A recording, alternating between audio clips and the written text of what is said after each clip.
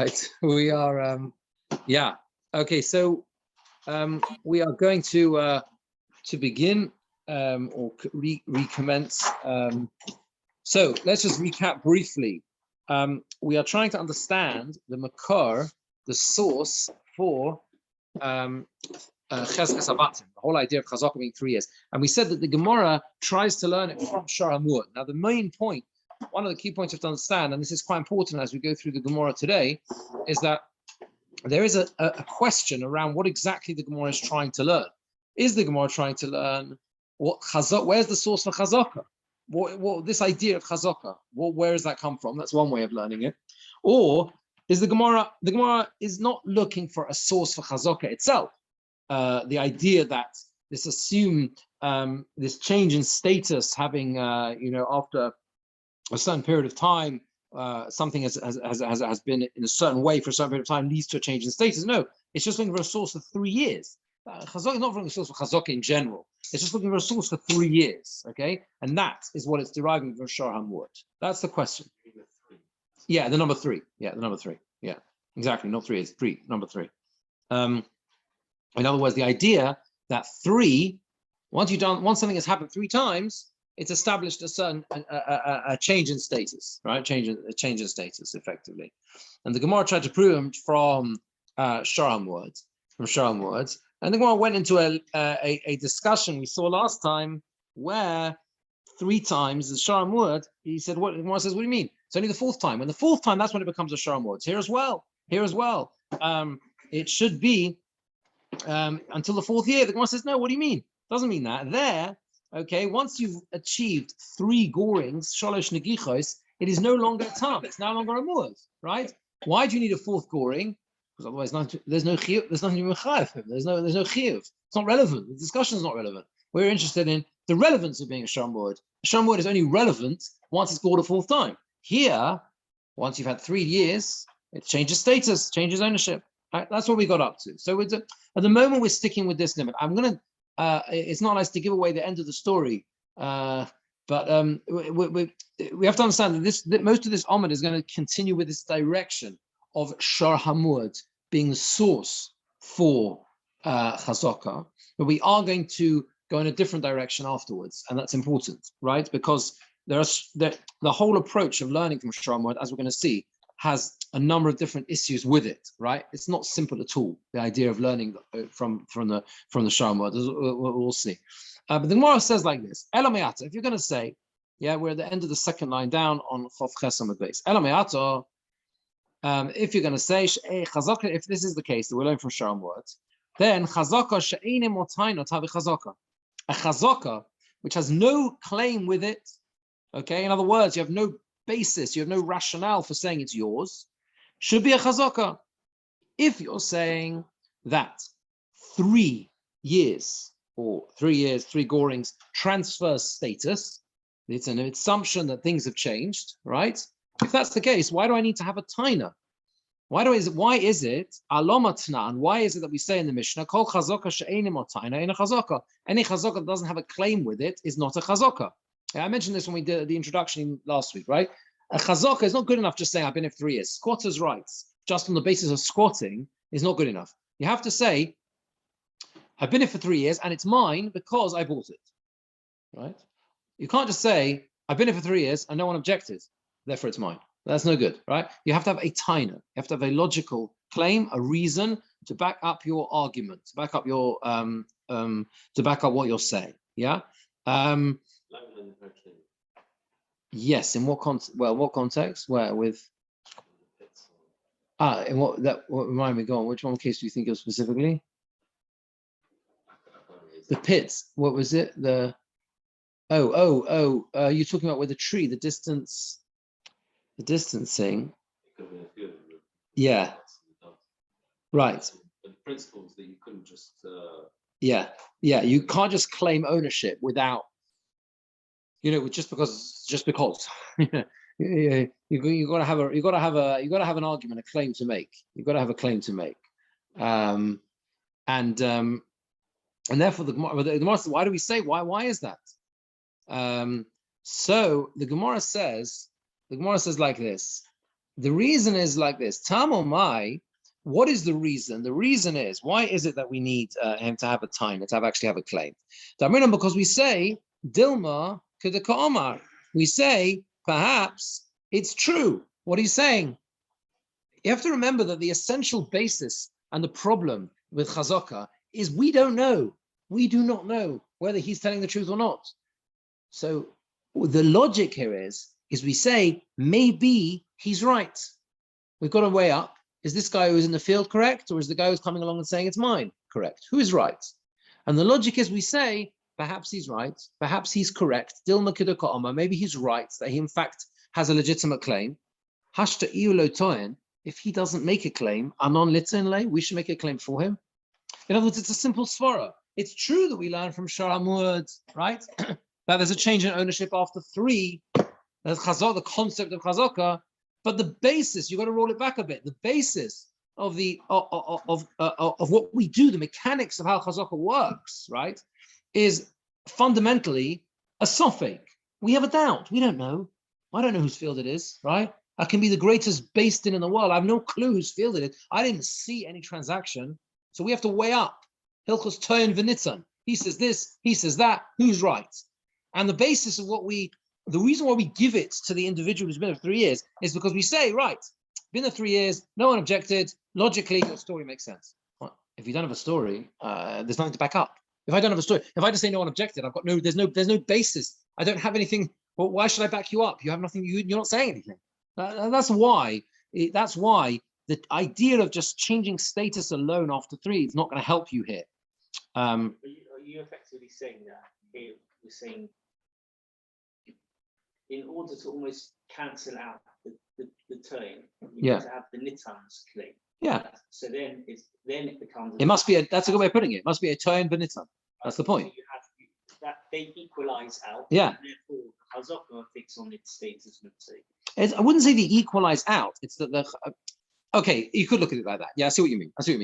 He has a claim, he has a claim. We use chazaka to support his claim. Yeah, you can look at that. Yeah, absolutely. Yeah. Let's see Rashi. Second Rashi. She'enim otayna, the farish must nisan to come on. We explain the Mishnah later on. Omaloi, he says to him, Mata osa b'soich shali. What are you doing in my property? This is the story that goes on here. Amalei says to him, you know why I'm here? Because no one objected. And he didn't say to him, you sold it to me. That's the case of chazaka she'enim otayna. He doesn't say at a time. Tavi chazaka, we said it should be a chazaka. Because you said we're understanding it as a simple limud from Shar Hamud. After 3, it leaves his domain. So why do you need the taina? So the Gemara answers, "Mashani tamomai." What is the reason? Amrin on shalosh shonim mafkilim cheskas mora kamo. Why is it that we say 3 years takes it out from the chazaka of the mora kamo of the original owner? Really important words Rashi's bringing in there, because we'll come back to that again and again. Cheskas mora kamo, right? That means there's a chazaka of the original owner. In a case of chazaka, it's not the case that person who's in the field 3 years, he's the one with the chazaka. So I'm going to modify what you're saying. It's not that he's the one. Both have a chazaka. Yeah, I've got cheskas shalosh shanim, and you've got cheskas mora kamo, because everyone agrees. You originally the owner. He agrees. The guy's in the field 3 years, right? He agrees that he was originally the owner. He doesn't dispute that. He just says, I bought it from you. And there are all sorts of permutations of different claims he can make, and you sold it to him and he sold it to me, or it was your father and I inherited, whatever. But ultimately, I'm muskim that there is a morakama, right? I agree there was an original owner. I'm not claiming this was always mine. No one, that's not the case. You with me? So there is a chazak on both sides. So why is it that we believe the guy has been there for 3 years? Because we say Dilma Kuda Omar Iu. Maybe he's correct. This one says, I bought it from you, the one who's been there for 3 years. The other one says, you stole it from me. We don't know who's right. We're not Nevi'im. Can't tell who's right. He says you're a thief, and he says, I bought it. So the lomdus, the way it works is the chazaka, very important Rashi. The chazaka of the 3 years comes along, and he puts it in the possession of the guy who's been there for 3 years. And we say, Dilma kushtu kutuka Omar. Maybe it's true, as he said. But without a claim, where did he acquire it? Where did he acquire it from to get that boost of eating it for 3 years? He didn't acquire it from anywhere, hasn't made any claim. So therefore, why on earth should we put it in his possession? Got to make the most of these Rashis, because Rashi's going to die on the next Talmud. You know that, right? You didn't know that? Oh, you didn't know that, did you? Khan Meis Rashi. We go to the Rashbam. Let's switch to the Rashbam. Yeah, I know, disaster. No, the Rashbam is fantastic as well, but the Rashbam is Rashi's grandson. Rashi dies at the beginning of Rashi was nifted at the beginning of Basra. It says Ad Kampirush Rashi, and on the Gersa on the side we're going to see Chavtes Aleph. It's in the first in the Pisa, the first Italian, the first I think it says Khan Meis Rashi Zal. So Rashi dies mumsh in the middle of yeah. So we're going to make the most of all the Rashis because we're going to be switching to the Rashbam. So you understand what Rashi's saying? Rashi's saying that there is a story here that we create. The story is that you have one person saying one thing, one person saying something. I don't know what the truth is. Chazaka Shaloshonim, the din of Cheskas Shaloshonim is that it beats Cheskas Morakam. That's what it does, right? You originally were the owner. Everyone agrees you're originally the owner. Yeah, comes along the Torah and says, and that's what we're trying to understand, the source for that, right? Comes along the Torah and says, very nice that you're originally the owner, right? Cheskas Shaloshonim beats Cheskas Morakam. That's what it does. It beats it. Two Chazakas. Right, it's not a question of fair. Well, yeah, you can argue, is it fair, is it not? That's the whole din of this parak. The whole din of this parak is that Cheskas Shaloshonim defeats Cheskas Morakama. Once you've been there for 3 years, it beats Cheskas Morakama. Now we're going at the moment with almost like, I say quite a Gezeres Hakosov, but we're learning it from Sharamud. The din is learned from Sharamud. Sharamud, you have the proof, that's the source, that something will change status after 3. It swings the pendulum over to the other side, right? This establishes a certain different set of facts. That's what we're going with now. and that's how it works. Also, the original owner has documentary evidence. Can't dismiss that. What documentary evidence does he have? They originally owned it. Yeah. Very great. I agree with you. 100%. So It's true. You can't You sold it to me. I'm not dismissing it. I agree. You used to own it, but then you sold it to me. Ah. If you've got aid in that you didn't, that's something else. But we're not talking about that. Right? Obviously. Yeah. So you sold it. Yeah. That's it. Okay. The point here with the chazaka, what it's doing is it's negating the need by mixing the chaver all, right? Yeah, you could say that in a way. Well, it's not that really, because the problem is that Hamotzi Mechaver Olav Haraya doesn't really exist. Doesn't really exist. Hamotzi Mechaver Olav Haraya really exists with Metaltalin, right? Because I'm trying to remove it from your reshus. Don't really have that with Karka. Well, you're trying to remove it. You're trying to remove it from. Who's the Motzi? Who's the Motzi? That's the question. It's not so simple. Who's the Motzi? You're assuming the person who comes along and the Morakama is the Motzi. He's the Morakama. He's got Chazaka. I'm not a Motzi. I'm Chazaka. And you've also got Chazaka. But Cheskas Shaloshonim beats that Chazaka. That's the point. It's not as simple as a Motzi. It's more complicated than a Motzi. Right? That's the point. That is the point. Yeah. So if it's been sold to him, what's the debate then? It's been sold, finished. Why is there any why? No, because he doesn't agree. He says it's not true, and he's got no paperwork to prove it. As we'll see. Yeah, we'll see. Yeah. Yeah. I've got down here that there is a Ketsos which says that there is an idea of muchsuk with karka as well, right? If there was no cheskas morakamo. The point is that, let me just see this 1 second. The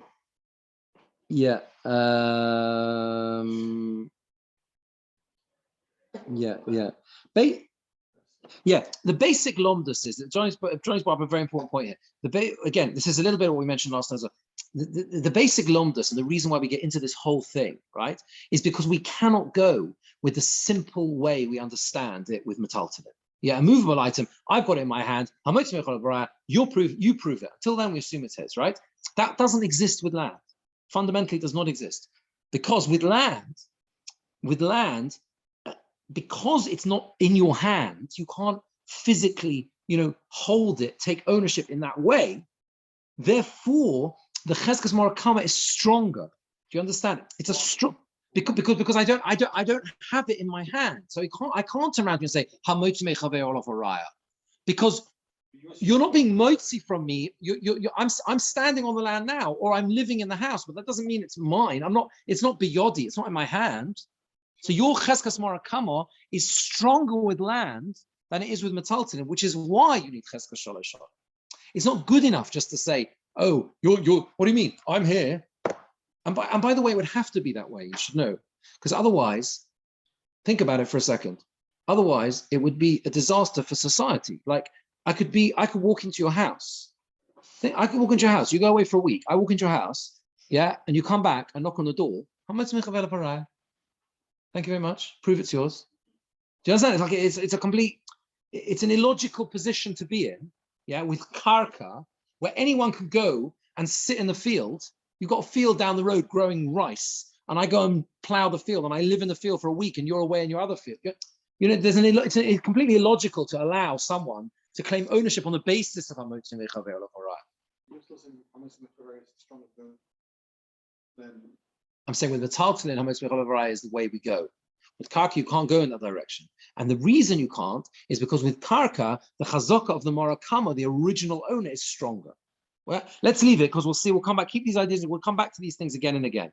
The Gemora now asks, let's have another question. Maskiv la'avira. There's another reason why it shouldn't work with cheskas. We're learning from a shor muad. Ela me'ato, if so, mecha shelo befonov lo tihavi mecha. Mecha, objecting not in front of him, should not be a valid objection. Now, the other side, the flip side of chazaka, again, I mentioned this last time, is chazaka works on the basis of something called midoloi micha, from the fact that he didn't object. If he does object, the original owner, he should have objected. If it was really yours, you should have objected. The fact that you didn't object means is a proof that it's mine. Yeah, it's a proof that it's mine because you should have objected. But the halacha is that you don't have to object in front of the guy who's in the house or the field. You can object wherever you want. Now that's a strange thing. Yeah, says the Gemara. Dumi de sharamud. It should be comparable to sharamud. Ma sharamud b'fonav mo'inon. Sharamud. Where'd you warn the ox? You have to do it in front of the ox. There's din and warning, and the warning has to be in front of the owner. Right in front of the owner, they have to actually do it. I think in front of the person, in front of the he has to warn him to gore his ox. B'fonov, avochanami b'fonov bo'inon. Here we should also have to do it in front of the person. The objection should have to be in front of him. If you're learning from Shara Muad. And why is it that we hold that you can make your objection and say that the house or the land is yours wherever you are? Doesn't matter. So the Gemora says, because it's not an exact parallel. Hossam over there, it says you have to warn the owner. That's what it says. Torah says, you have to warn the owner. Therefore, it's got to be in front of the owner. You have to tell the owner, your ox is gored, your ox is gored, your ox is gored, and then he's liable, right? 3 times, yes? Hoch over here, it's a different lomdus. What is the whole idea of objecting? The whole idea of objecting, the owner objecting within the 3 years, is that by objecting, you disturb the chazaka of 3 years because you make him protect his documentation, right? He's been there for 3 years. Fun? I'm lost. Who's the objecting? Who's doing the objecting? I'll go 1 second. I'll go over in a second, Jerry. 1 second. What did you say, Elise? Yeah. Once it's had a warning, it's kind of that's a marked tool, right? Yes. But after 1 year, land doesn't mean anything because the guy can come back and say, get off. You have to wait a full three years. Yes, that's true. So it's like an all or nothing thing, whereas full. Yes. Step by step. So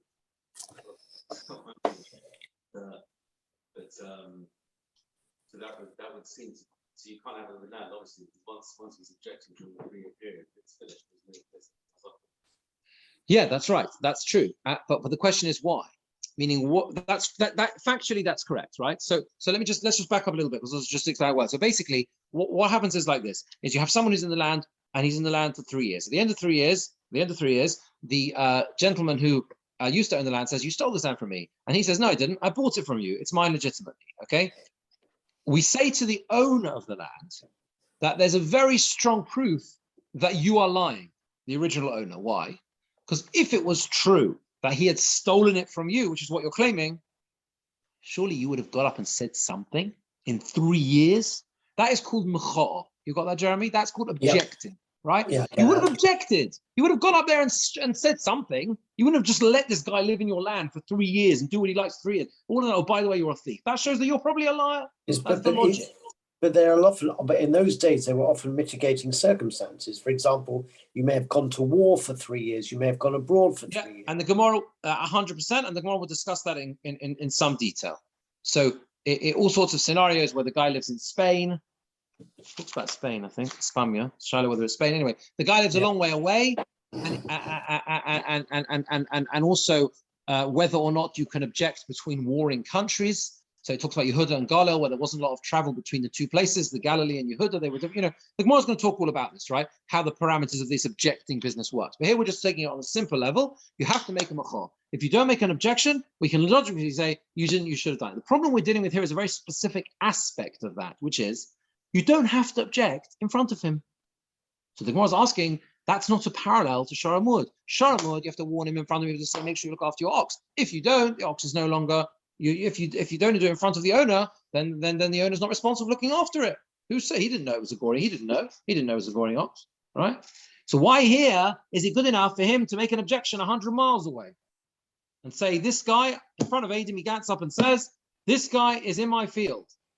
And the halacha is, if you do that, that's good enough. That's a good enough objection. You did that in the middle of year 1, at the end of 3 years. If you can prove you made that objection, you did it in front of Adam, that's good enough, and it disturbs and destroys his chazaka.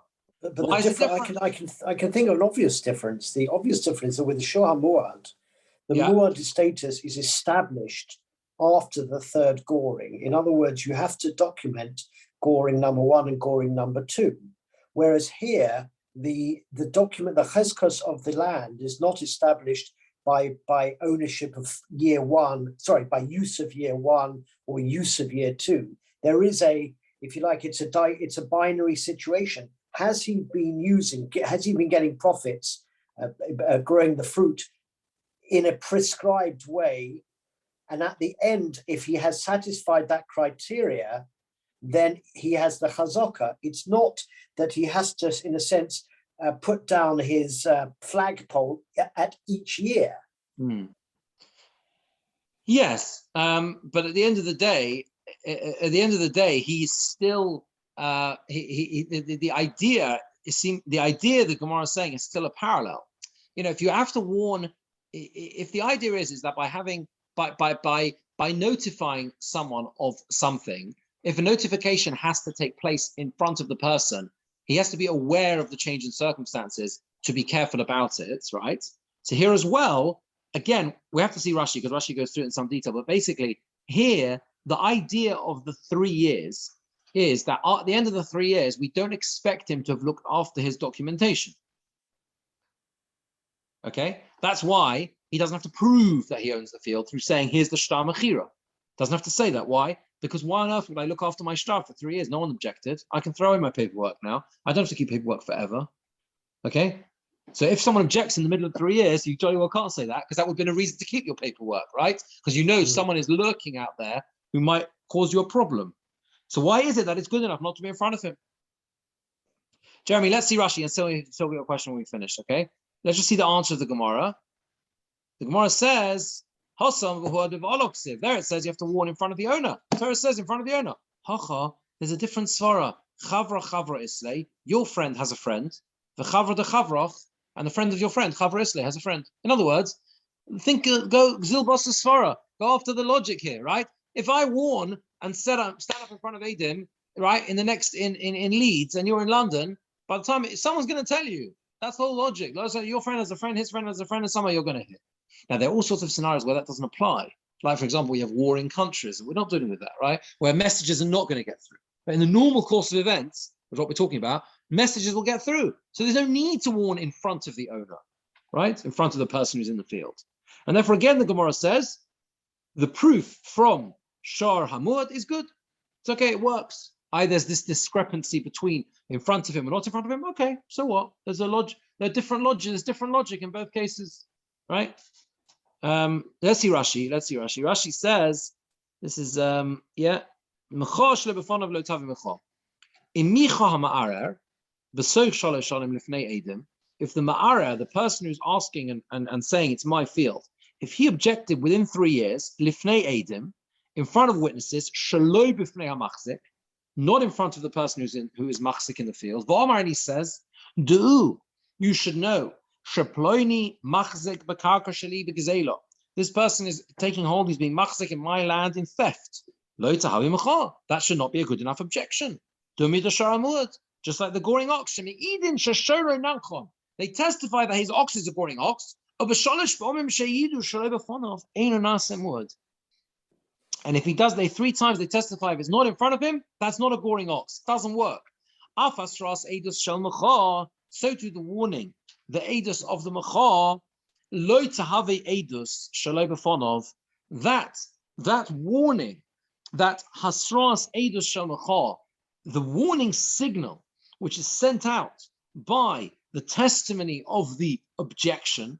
What's the warning? The warning is you better look after your documents. Lo tahavi edus shaloi b'fonov. That should not be considered testimony if it's not in front of him. Because objecting, the owner objecting is like warning the owner of the ox. That's warning to guard his ox. The warning is also, the objection is also a warning, right? It's a warning. You better look after your proof that you own the field and the document of Mechira. So Rashi here goes to some length here to establish and to really, Jeremy, to answer your question, right? That what are the parallels here? The parallels are that effectively both things are working in the same way. The warning is working in a way that he's telling him, you must make sure that you look after this ox because it's a dangerous animal, and the owner has to hear that. And here as well, it's a warning, you better make sure you look after your documents, because if you don't look after your documents, you're going to lose this field. So both of them have to get to the ears of the person that they're meant to get to, right? So why do you have this discrepancy between them? You with me? So the Gemora says, it's not comparable. It's true that we learn 3 years from 3 gorings.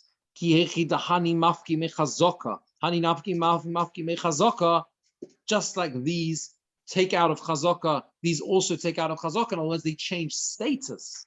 We don't go to that level of detail.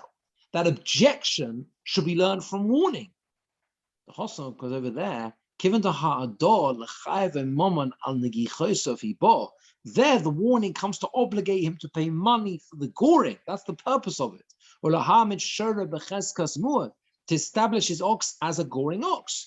But we are required to be in front of the owners, so that they know what to claim, to contradict the witnesses, and to bring others to potentially establish them as false witnesses. I mean, that's one thing the owner can do, the owner of the ox, yeah? He can make them Eidim Zomamin.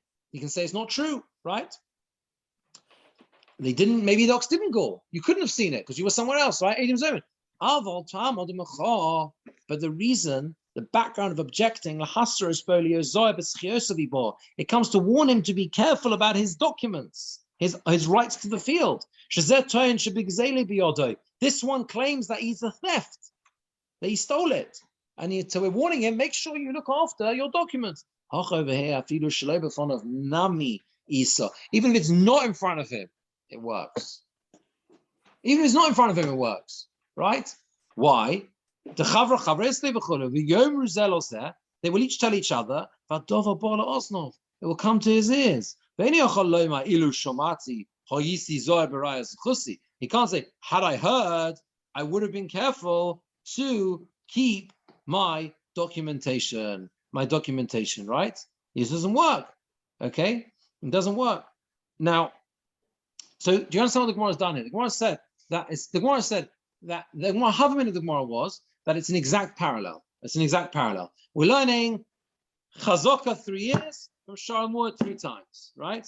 And to the extent that there's the same idea in terms of the warning that goes with it. So you got to look after your ox for three times. You have to here look after your ox 3 times. Otherwise, it becomes a goring ox. Here as well, you should have to warn him in front of him. Make sure you look after your documents. Otherwise, the field, you're going to lose the field, right? Both times he has to hear it. Says the Gemora, it's not true. The two are not comparable at that level, because the lomdus is different. The purpose of the warning is different. When it comes to the ox, okay, it's got to be in front of the owner so that the owner has a chance then and there to defeat the witnesses. Yeah, he's got to be there. For who had the Torah says, they get there and the owner's there, potentially the ox is there, there's more of a comment about that, the ox itself needs to be there, right? He has to be babayil, certainly the owner's there. Adam get up in court and say, this ox is a dangerous animal. It gored another animal, it gored an ox yesterday. The owner has to be there. Why? Because this is his only chance. So Rashi says, his only chance, is being able to defeat the witnesses that claim he's got a goring ox. But maybe he's going to prove that it's not true. You mistook the ox. It was a white ox, not a black ox, whatever. He's got to be there. He's got to be in front of him. Otherwise, he's got no chance to, he's not going to be able to guard. He's not going to be able to you can't claim that it's changed status. When it comes to the field, the whole idea is totally different. Yeah. There's no, it's not the function. The function of the warning is not to give him a chance to disprove the warning. That's not what it's for. It's not to give him a chance to say, you're saying it's your field. I'm going to bring witnesses that prove it wasn't your field. No, that's not the question here at all. The purpose of the person objecting to ownership is just to, I think, Jeremy, did you say this word? Put a marker down and say, you need to know that I'm after you. You need to know that I'm after you, right? Because I'm going to get you. I'm going to get to you. And that's enough. That is enough to make him look after his documentation. And at the end of 3 years, if he says, sorry, it's been 3 years, I don't keep my paperwork wrong of 3 years, I believe in decluttering. Yes? We're going to say to him, excuse me, there's no way you should be decluttering important papers like that, when you knew that there was someone coming to get you. He says, I didn't know. Of course you knew. Chavra Islay. News travels fast. That's the fundamental point. Yeah. One second, Jeremy, does that make it clear? So are you saying therefore that if he had been in a sense warned to look after his documents, but it hadn't been done in front of him, and in a sense the person making the claim was relying on hearsay, if he therefore had not had decluttered and thrown away his shtar, despite the fact that he had been warned, does that knock off his chazaka? Does it? Yeah, does it affect, exactly. It invalidates the whole chazaka. Yes, exactly. If the person objected within the 3 years, right, even if he didn't do it in front of him, we assume that the knowledge would have traveled to him, would have got to him, he would have heard about it, and he would have done something about it, right? And he would have made sure to keep hold of the paperwork. If he didn't, it's his own fault, and he loses out, and that destroys his chazaka, right? We'll come on to this idea about looking after documents. It comes in the next ominous to explain in more detail, but that's the basic idea. Johnny, you had a question? I'm sorry. So no, that's just to say the news will travel to him, And therefore we can assume he would have heard that there's someone there who is claiming ownership of the field, and therefore he can no longer say it's mine on the basis of chazaka and I threw away the paperwork. Because you should have kept the paperwork. You should have kept the paperwork because you know someone was after it. Where we are right now, what would be the din in a scenario where the guy has occupied the fields? Within the first year, first 2 years, the Mora Kamel says, I'm after you. Yes. And then the further 3 years. Yeah. Like Gemora talks about all these cases. Yeah. It talks about these cases, I think. Yeah, as far as I remember. There's all the again, the truth is the two concepts, okay, these two concepts are fundamental for these sugyas. So even though this is it seems to be like a bit of a diversion. It's like, what about this? What about that? And we're looking at it in the context of Sharamur, which ultimately, as I said, we're not going to stay with, right? But these two halachas are fundamental to this parak, right? The two halachas that we just explained: chazaka she'enim or taina in a chazaka, the fact that you have to have a taina, and the fact that the concept of machol, and the concept of machol, of making an objection. So the Gemara will play out in multiple ways, different permutations, you with me, as to how this, whether this does or does not work as a machal, for example, right? Yeah? Why isn't this the time against different? What do you mean? In the sense that this is just a proof that the chazaka that we're talking about here currently is different to the concept of a chazaka for sharamot. Yeah. Because they seem different. One's change of status and one's a right to a sense of ownership. No, because Rabbi Yochanan wanted to say, and he didn't quote himself, from Holchi or the Sanhedrin, or we'll see whatever states what that is, that you learn the concept of chazaka, that there is an idea that following a chazaka process, there is a change in status. Literally translating chazaka as an assumption. And we do see that. We see that an ox, which was assumed to be a nice, placid creature, is now assumed to be a dangerous creature. Similarly, a field, we assumed that it belonged to the Morakama, Cheskes Morakama, is now, after the process, whatever the process is, assumed to belong to someone else. And I said there's another approach which says that it's more specific, the limit, and it's about the three. It's not that we're learning chazaka as a principle, but just the idea of three. So that's my question. Because he's saying that there's the difference of Yes, three times, yes. But the fact that these are all such different intricacies of halakha. Yeah, makes it challenging. Makes it challenging. Understand why. And that's fair enough. Like I said, the limit of Shomon is not straightforward at all. Yeah. Let me understand why the concept of machal here is anything other than effectively saying, you, the Morakama, you needed to be made to mechaver alav haraya. You needed to bring a proof. And you had a time limit in terms of when you could bring that proof. You had a window of 3 years. You didn't bring them, and you didn't do machal. So therefore, that's like, it's almost like it's like an anti. Yeah, it's proving that it's not yours. It proves that you're a liar. Well, what we've said all along, the concept with karka, isn't the idea of hametz mechaver alav haraya. Yeah, no. Why do you have to bring hametz mechaver haraya in specifically? I'm just saying, it almost seems like it is hametz mechaver alav haraya, but in the flip. Well, when we technically the Morakama, technically the Morakama is approaching us as a motzi, right? Because there's someone living in this house and having a very nice life in this house, right? And someone knocks on the door and says it's mine. So technically he is a motzi, right? And motzi mechaver, right? He is but the idea of motzi mechaver and the way we apply it with metaltalin, you can't apply to karka because you don't have it biyodoi. And therefore it's much more complicated. It's much more of a sensitive evaluation as to who is more likely to be the owner. Like Rashi says, we don't know who's telling the truth. With metaltalin, that's irrelevant. I've got it. You claim it's yours. Shnai mochas and metalis, whatever. Yeah, prove it. Not shnai mochas and metalis, because then we're both holding it. But you understand that idea, right? It's not mine. It's not yours. Yeah, it's not yours. So the Gemora says that. So we've dealt with these two issues, but there's another problem in the way the 3 years work, the way the three things work. It says the Gemara, according to Rameh, okay, because there's two opinions in Bava Kama as to how Muad works. It doesn't have to be 3 different days. Rabbi Huda says in Bava Kama that a Muad has to be 3 different days. Okay, that's what Rabbi Huda says. It has to be 3 separate days, the gorings. So according to Rabbi Huda, it kind of makes sense. 3 days, 3 years. This direction of the Gemara, by the way, does seem to support that we're focusing in on learning 3s, right? So according to that, makes it. But Rameh says, if you say that it's a goring ox because he gored on 3 distinct days, kol shekain, it's a goring ox if it goes berserk on 1 day. If the negichos were close together, Rameh says, how much more so is it a goring ox? Kal v'chomer. It's an even more dangerous ox. It manages to kill 3 people on 1 day. It's a violently dangerous ox. That's what Rameh says. So according to Rameh,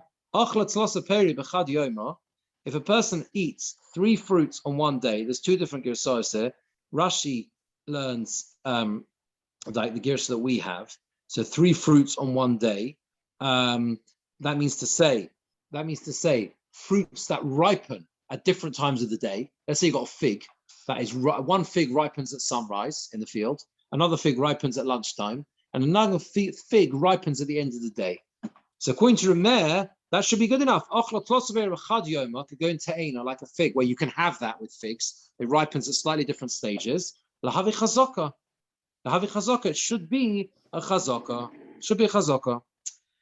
Again, if you're going and learning that we're simply learning from Sharam word, this idea of 3 times, let's go with that explanation now because it seems to be simpler in the Gemora like this, 3 times. So what's 3 years? What's 3 years got to do with anything? According to Rabbi Yehuda, I can understand. Rabbi Yehuda has this idea of 3 separate days, 3. Rameir, the closer it is, the more of an establishment. It's here as well. If I have 3 different fruits, that should be good enough.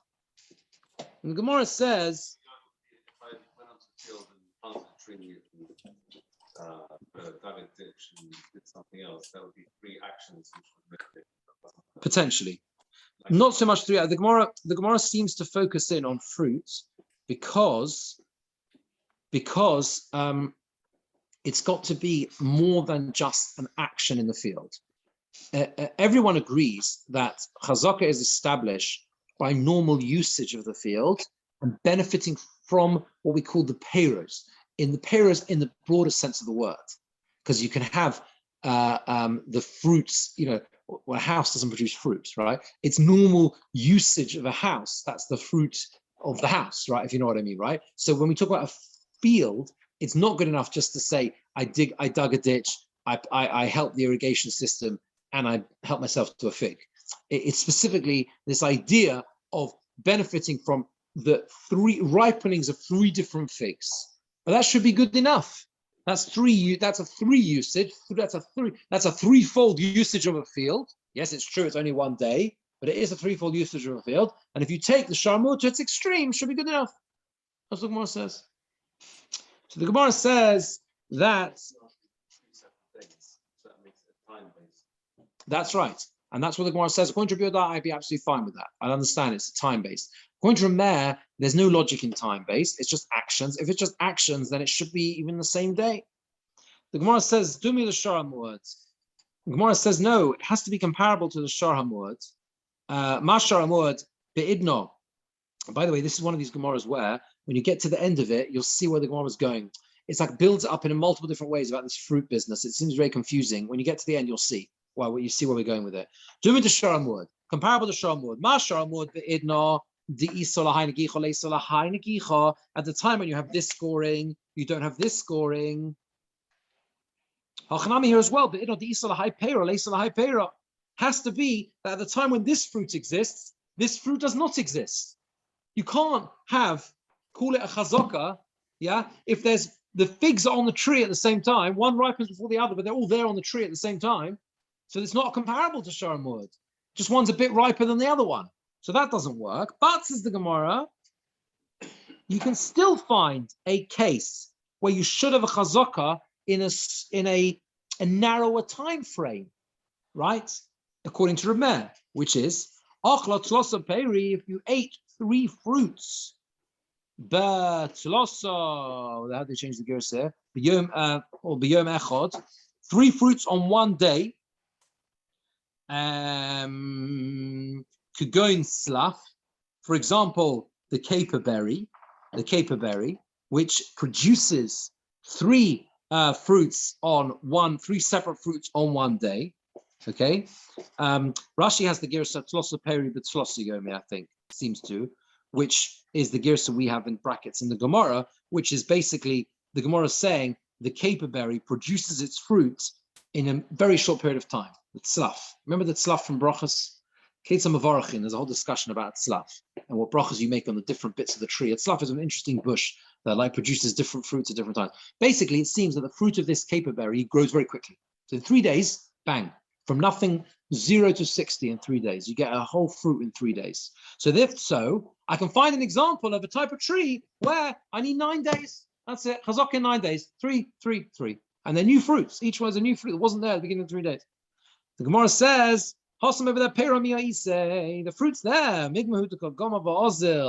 It's finishing. It's finishing itself off, but it's still in existence. The bud is there. It's not like it's grown a bit.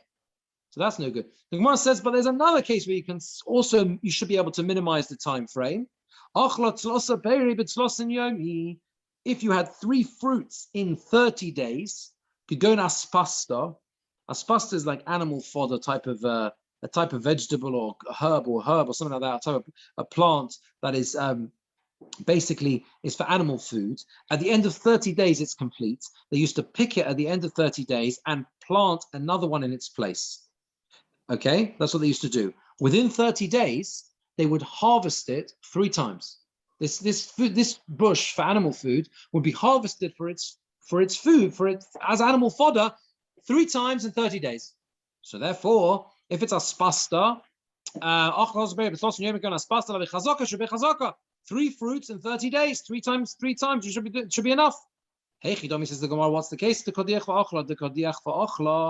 case must be where it grew a little bit and then you ate it, and it grew a little bit and then you ate it. Right? The only way you're going to get 3 harvests, yes, in 30 days, even if it's a super fast-growing thing, yes, is if you are basically, you're trimming it, you're maximizing it, right? It's growing and then you're cutting it, it's growing and you're cutting it. Hossam says, that's no good. That doesn't fit within the rules of chazaka because you're cheating. You're trying to like you're trying to be sort of sneak in, right? Yeah, and eat it quicker than it should be eaten normally. And one of the fundamental rules about chazaka, I mentioned this last week as well. Yeah, one of the fundamental rules about chazaka is we want normal use. If you use it in an abnormal way, that shows you don't really think it's yours. Remember, I gave you the example last time. The Gemara was going to talk about later on, where the guy said, I objected. I didn't object. He says, I didn't object. You know why I didn't object? You're living because I didn't see anyone there. And the guy said, what do you mean? I was there all the time. I just lived in the back of the house. I occupied the back rooms. The whole 3 years I was in the back rooms. Well, what did you do that for? You know why you did that? Yeah, because you were hiding, you were there. So it's got to be normal use. That's not normal use. To trim the bush 3 times, to chaparime with a chazaka and get it in 30 days is not going to prove ownership. It's going to do you damage. It's going to do you damage, right? Yeah, that's right. Had an interesting parallel. Interesting parallel cases that came up in the Beis Din, where there was someone who was trying to demonstrate their credentials for potential candidacy for an Orthodox gerus. Okay, and one of the things that came up for discussion is that they had recently, or they were going down the route or something to do with a marriage or something. They were getting married with Masorti or something like that, right? You have to try and explain to people like that by doing that, you're doing yourself a massive disservice. One thing if you say, I'm not getting involved, I'm not, they're not from or something like that. If you go down the path of getting involved in something, you're showing that you're so distant from the whole idea of understanding what orthodoxy is, because you think that's like a valid option. You're doing yourself a disservice. You often have this. People they almost shoot themselves in the foot. There's a lot of parallel. Actually, you're damaging your case. You're disturbing your case. We had another one also. I'll tell you all the secrets here. It's no good, but it's anonymous. It's okay. There was one. Someone sent an email. What was it? We asked the candidate to someone who's a potential gay candidate. We don't have background investigation before they even get close to being actually on the court. Accepted as a candidate. There's a lot of kind of hoops to jump through. Not stum, but because we have to establish a serious candidate. So we want to get involved with the shul for a long period of time. It's very important to get involved with the shul for a long period of time to show your kind of commitment, everything else, and then we consider whether we'll take you on as a candidate, right? And they came back with an email saying, "What for? Why?" It doesn't say that anywhere on your website. Does not say you need to do that. Does I need to send an email? I've sent my email. I've sent my letter. It says more than an email. I've sent my letter in. I've made this reasonable case that you should accept me. You should accept me. So I said to the secretary, they're shooting themselves. But it's not. You want a favor from us, you're not helping your case, are you? By showing commitment, by showing that I don't need to be part of it. Anyway, so very shortly afterwards, we got another very contrite email saying, "I understand now. I got it. I mean, I think they have charata, so we can." No, we'll still be nice to them. We're not throwing them off, but sometimes you do yourself a disservice. Here, this person, if he eats it quickly, he's doing himself the biggest disservice he can do. He's showing he's not really serious about this and saying he's not really his field. So the Gemara says, okay, but you can still have a case where you should be able to do it quicker if you're learning for Sharmut. If you eat 3 fruits, bitzosa yarchi, in 3 months, so you can go in aspasta. Now aspasta grows fully in 30 days. This animal fodder grows fully in 30 days. So if you have 3 times 3 months, that should be good enough. If it's aspasta in the field, okay? So why do you need 3 years? If we're learning from Sharamud that you need 3 times, it goes 3 times, right? There will be multiple cases where the idea of years is not relevant. Again, according to Rabbi Yehuda, we're not really starting up with Rabbi Yehuda, because Rabbi Yehuda has this idea of times, 3 days. So you can say 3 days, 3 years, I can make a parallel. But according to Rameir, it's fundamentally not a time-based thing. Yeah, it's not a days thing. It's not time. It's 3 occasions. I can create 3 occasions with the usage of a field, which will be a direct parallel to 3 occasions of an ox goring. And we brought all these. That's why I said we meandered through.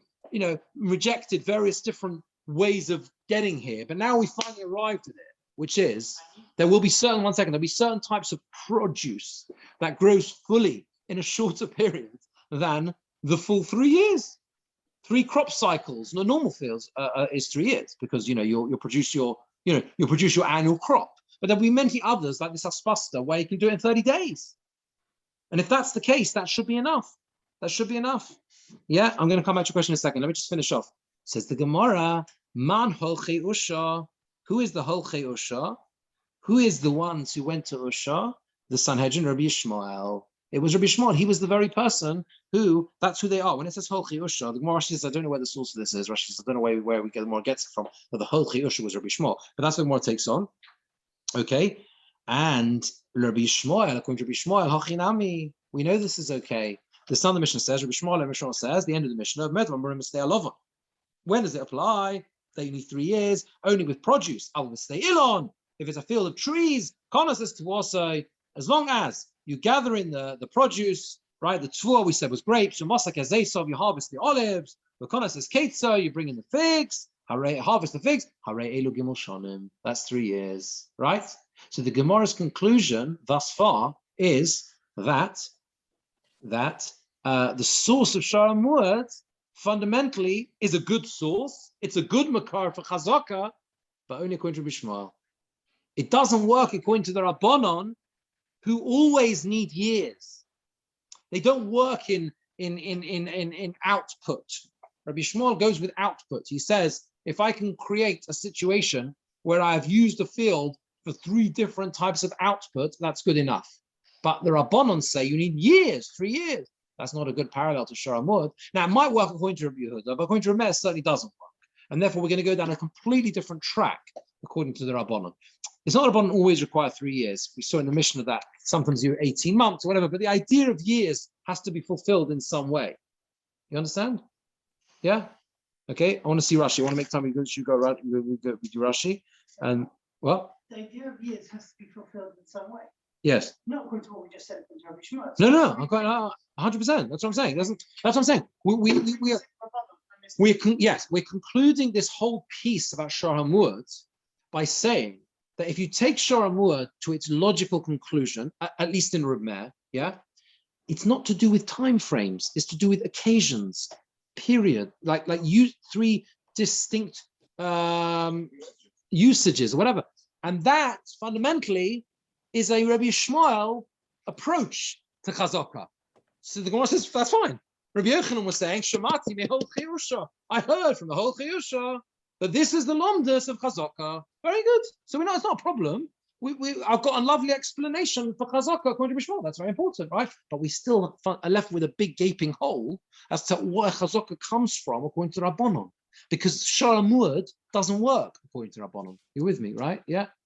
Why doesn't it come to Rabbanon? Because according to Rabbanon, you've got to find something where there's a time, where it's committed to time, right? That's the point. Okay, very important. Yeah, I've mentioned in the past. It's very important with a weekly share, if we can, to try and finish a piece each year. Because otherwise, what happens is by the time we get next week, we got to go start holding again. So that's no good. So let's see Rashi on this. Rashi says, "That means to say." Rabbi Yehuda, according to Rabbi Yehuda, Don Bava Kama, who says in Bava Kama, you have to testify 3 days. You can say 3 years, comparable to 3 days. The parallel, broadly speaking, makes sense. But according to Rabbi to Amar Hossam, who says that, even if it goes 3 times on 1 day, it is a muad mikal v'chomer, from a kal v'chomer. The kal v'chomer being, if already a distanced goring makes him a goring ox, how much more so close goring together. If he eats 3 fruits on 1 day, could go into Eino. A fig, she'ena mispasheles yachat. Figs do not apparently become ripe at the same time. Some figs are not ripe in the morning, but they're ripe in the evening. Hachinami as well, should be chazaka. We answer no. It's got to be comparable to a shara muad, and this is not comparable to a shara muad, because with a shara muad, the 3 gorings are not present at the same time. One is here, then the next one, then the next one. That's the same as figs. So we said, what about slaf? Pre-shalo nikabayom has a fruit that is not recognizable today. V'nigmal asuf gimul yomim, and it's complete at the end of 3 days. So we said no, because the fruit's there.